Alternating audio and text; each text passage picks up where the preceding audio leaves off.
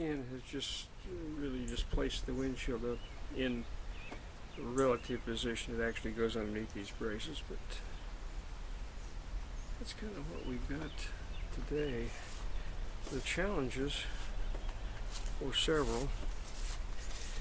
We redid this brace system that came up to this little cradle that actually just supports the weight of the canopy with the solar panel on it. We put these little pieces out here to kind of guide the canopy when it's being lowered into position. So we made this little bar that fits through the headrest, pinned it in there so it's not rotating, and it also locks it laterally. So that's what we did to the canopy itself. That's really the only thing we did to the canopy. But what we did back here is it's pretty bizarre, really. The system that I made that supports that, and I think what I'm going to do is just allow Ken. Can you reach under there and take that off? Reach under. It's very simple. Let's see. He's not had a whole lot of practice doing this, but let's see what happens. Push the lever. The lever. Get the right spot for it. There we go. And slide it back. Slide it back about a ½ inch and it lifts right off. So there's no need to be concerned about, like in some racks where you've got things like flag poles and things back here. It only slides about a ½ maybe ¾ of an inch before it becomes disengaged. And what we have down here is a rack time 20-inch folded adjustable. It's been cut apart. All these stays were turned upside down. Adele clamped to the HP rack,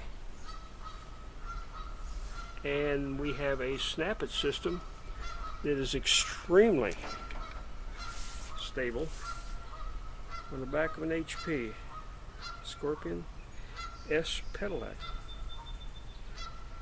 So I'm going to get pretty detailed here. We'll walk through what we did.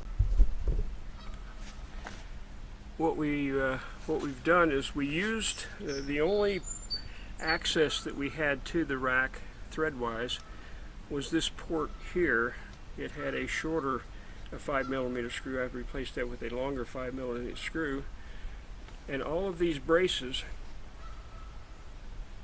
came off the bottom of this rack.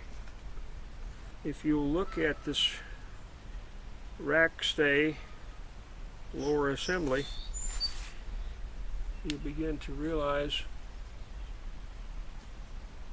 where that part came from. The front brace was actually part of what was cut off, and the upper part of this stay or brace is actually one of the upper parts that was already had a flat on it and screw hole. But what I did do is flatten the bottom end and put a 200,000th hole in there. The same thing with these legs on what used to be the bottom of the rack. What we had left over in the rack were a couple of real short pieces, and that's it. That's what was left over from cutting up a rack time folded adjustable 20-inch. The tail box fastens with this rack time snap-it adapter, and there are 4 screws securing this through the base of the tail box. I made a jig that just laid over there and drilled 4 holes. And inside, what we've got are the standard fittings that come with the rack time rack or rack time snap-it system. They're little plastic washers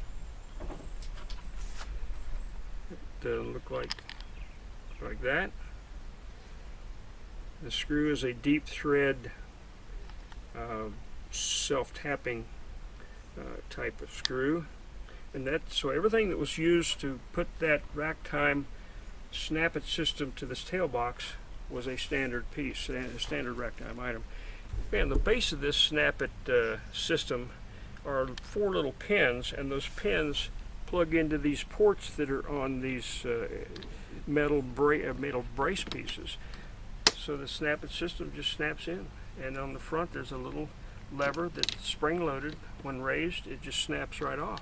So very secure. This is I'm not sure what the weight or physical properties are of this particular system. There's a heavy-duty system if I wanted to put a big dog box back here, and I've got some of those in stock. So anyway, that is the snap-it system, the rack time rack, butchered, and we've got these are 1/2 inch Adele clamps on here, 4 of those, and again we used the stock port that was up front, threaded 5mm port.